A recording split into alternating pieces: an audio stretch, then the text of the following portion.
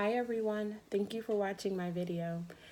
The way that this will work is on Friday, I'll post an idea, something I've been thinking about, something I think is interesting and that we should all be talking about.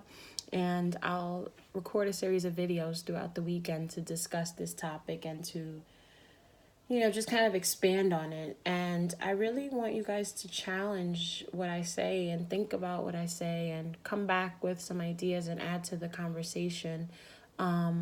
I want this to be a conversation starter, not the final word on anything.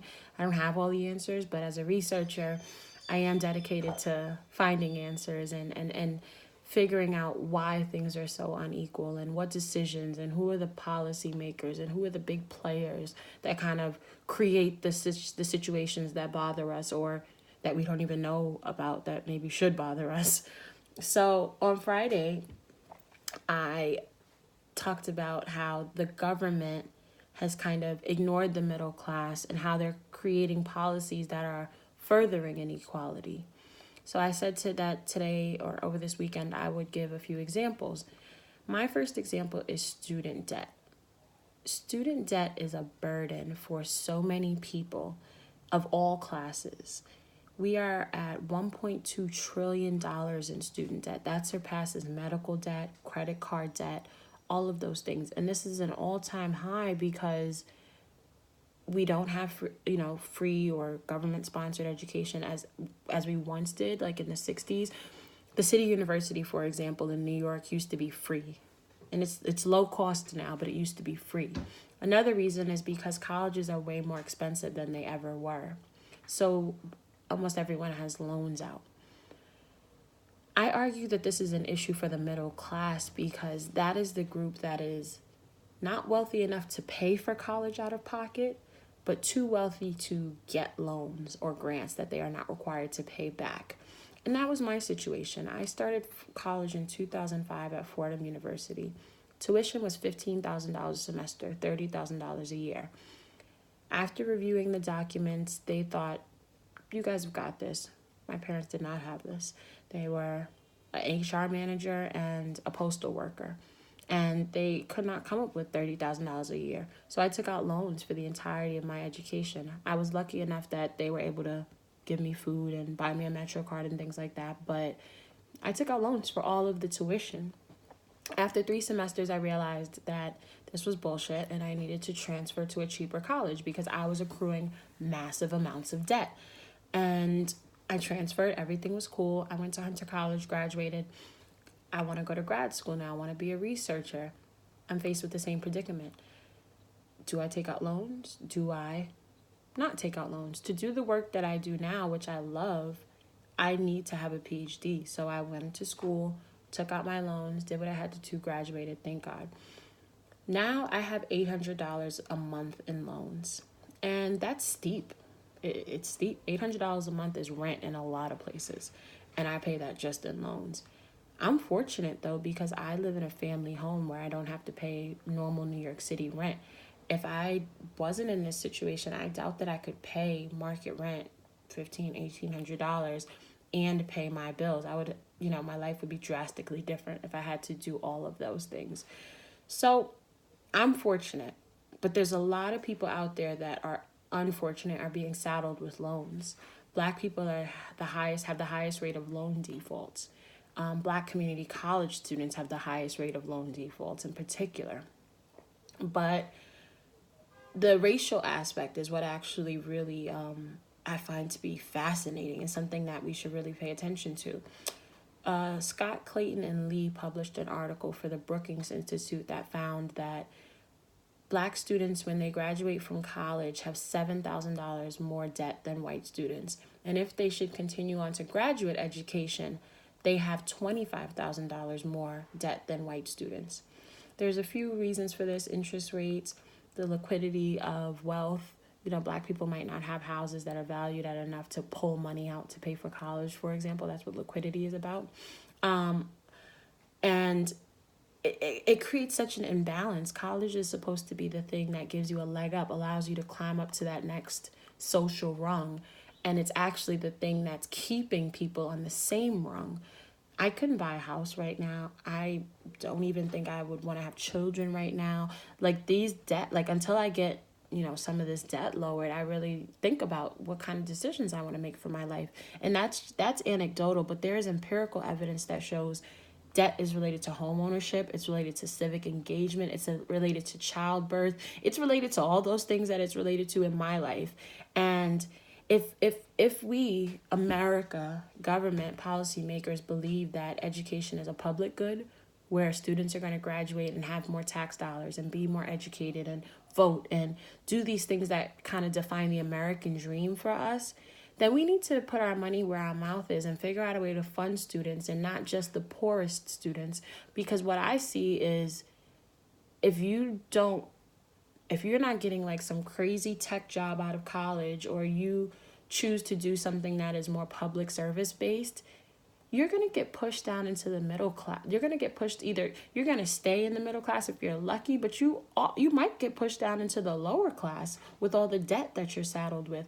And I think that the government needs to do a better job of subsidizing the education of not only the lower class but the middle class, because they're going to be struggling. And I struggle, but I'm doing okay. I'm one of the fortunate ones because of my housing situation, but I know people out there, lawyers, people with more debt than me, who can't pay that loan back.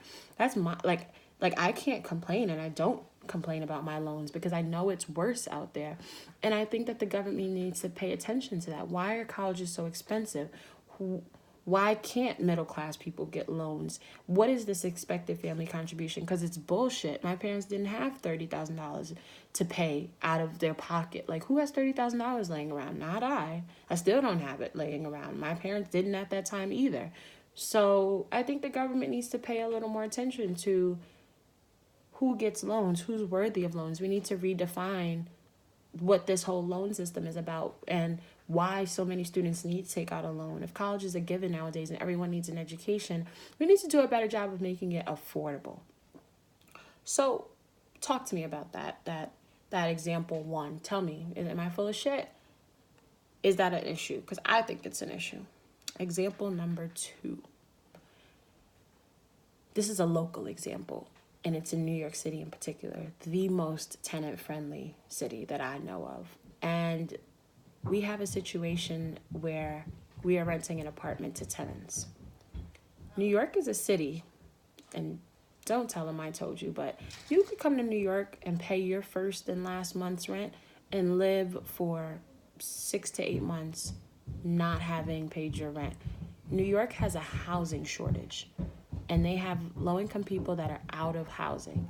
And as opposed to building new homes for these people, they would rather make the laws so hard to evict that they can at least say, well, we're not going to add to the homeless problem. So let me tell you the scenario we're in.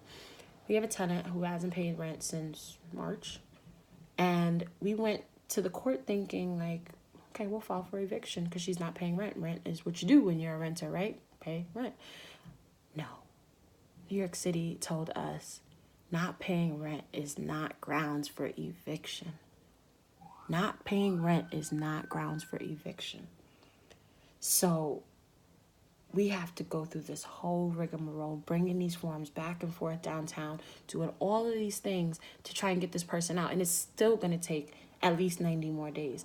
This is time that we're going without getting any money coming in for that unit. There's a mortgage to pay on this house. And I think it's so interesting that the city is doing so much to help low-income people from getting evicted. Like, the law sounds good in theory. Don't let people get don't create homelessness. Don't have people get kicked out of their homes. Try to help people stay in their homes. Fine. Sounds great. But if you're not, like, we've got to the point now where not paying rent is not a reason for eviction. Too far. Because I can't go to the bank and say, hey, I don't have my mortgage this month because we have a tenant that's not paying, but the city said that's fine. Could you help me out? No, I will lose my house.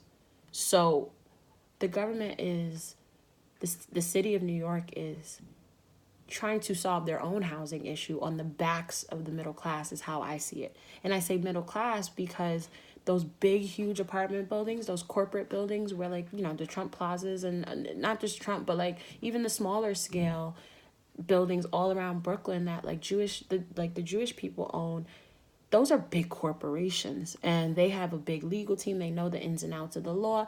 They'll mess up your credit. They have resources that mom and pop landlords don't have. So they're going to be fine. They can absorb the loss. We have a mortgage to pay, and the city's not going to help us if the marshals come knocking on our door because we get foreclosed on or something like that. It's not right that the laws are set up against the landlord, against people who are just trying to attain wealth. You know, real estate and home ownership are one of the major ways that people accrue wealth in this country.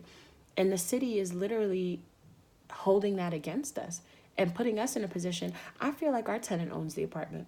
We can't put her out. We can't make her do anything. She lives up there having parties and doing different things without paying any rent. And it's like, it's infuriating, as you can imagine, but it's also just like, what kind of system is this? New York City builds these luxury apartments and subsidizes these big, huge luxury apartments and says, oh, but we'll save 3 units for middle income people. And then the middle income rates are too low for me, someone like me who is middle income, but too high for an actual low income person. And a lot of the buildings are vacant. A lot of those units are vacant. And instead of building low income housing and making enough units for these people that you eat the costs, they would rather have them stay in apartments like the one in my house and not pay rent, and have the laws such that we won't be able to put them out anytime soon. This person probably stay here for another 4 to 5 months without us getting any money, paying utilities, and they'll live for free and they'll live scot-free. They'll go do it somewhere else in another 6 months. And that's another way that policies just don't help the middle class. Like it's like the middle class is invisible. And I don't say this from a personal standpoint because I don't even know if I kind of qualify as middle class, but the idea that the people who are just above poverty don't get anything. Like going back to the loan conversation, you're not poor enough to get loans, but you're not wealthy enough to pay for them. So you're screwed with a whole bunch of debt. You know, we're not poor enough to get public housing or anything like that, but we're also not wealthy enough to have like an apartment conglomerate where we can absorb the cost of people not paying rent. But again, the policies are not created in our favor at all. There's definitely a way to create a fair policy where people are not getting kicked out unfairly. I know that slumlords and all that stuff is a thing, but that the homeowners are also not suffering.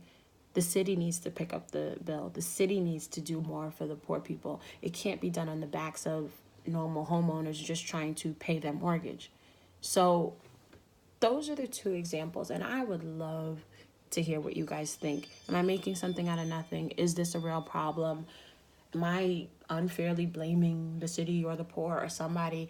Like I said, I don't have all the answers, but these are 2 things that I thought I had to talk about because I just see a pattern, and I just see, through the Trump election, we saw, Trump is fighting for the middle class. Trump sees the middle class.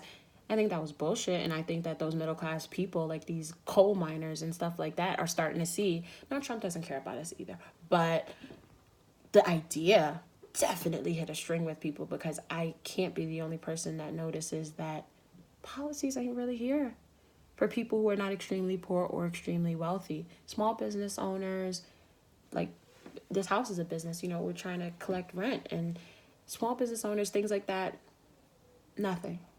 I don't see anything. So tell me, is there something out there? Am I missing it? Am I not seeing this properly? Am I wrong? Yeah. Thank you for listening, and I hope you tune in next time, and I hope you hit me up on Instagram or Facebook or wherever so that we can talk about it more. Thanks.